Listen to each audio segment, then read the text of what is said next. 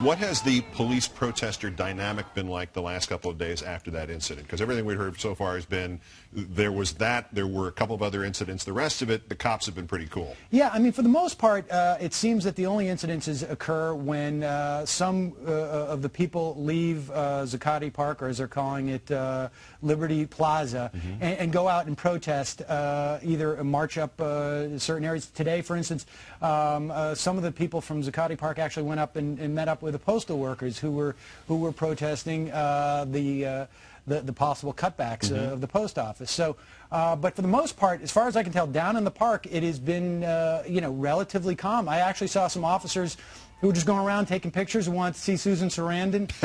We're talking to the protesters, and you know, because the protesters, I really think, feel a kinship with the police down there. It's their pensions who are getting cut as well. All right, so you mentioned Sarandon. More was there too. If they're showing up, is the media finally showing up?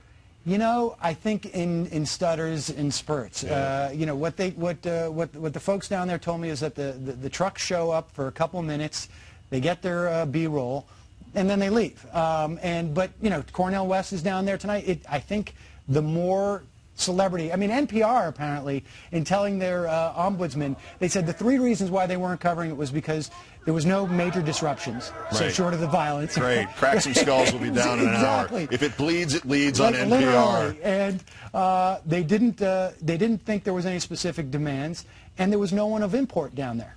And well, you know, so now you're starting to get some celebrity that is showing up there, and you know, the protesters are getting into small committees, and they're setting up, and they're creating a list of demands. But frankly, I think the demands thing is a little bit overblown. Yeah, explain that, because as I was talking to Kelly Heresy here last night, one of the criticisms, and it's understandable from people who are used to sort of a set block mentality of what protests are like, it's like, what is this about? And the answer is, we're trying to decide what it's about. We know we're angry, and we're getting together to be angry and figure out how to direct that anger. Is that basically it? Yeah, I mean, it's very much about the process. But, you know, at the end of the day, it's not Occupy Central Park. Right. You know, I mean, it's Occupy Wall Street. They know that there is a problem in this country that I think a lot of people are talking about, that there is an incredible wealth inequality in this country, that Wall Street seems to have been completely unaccountable for trashing our economy,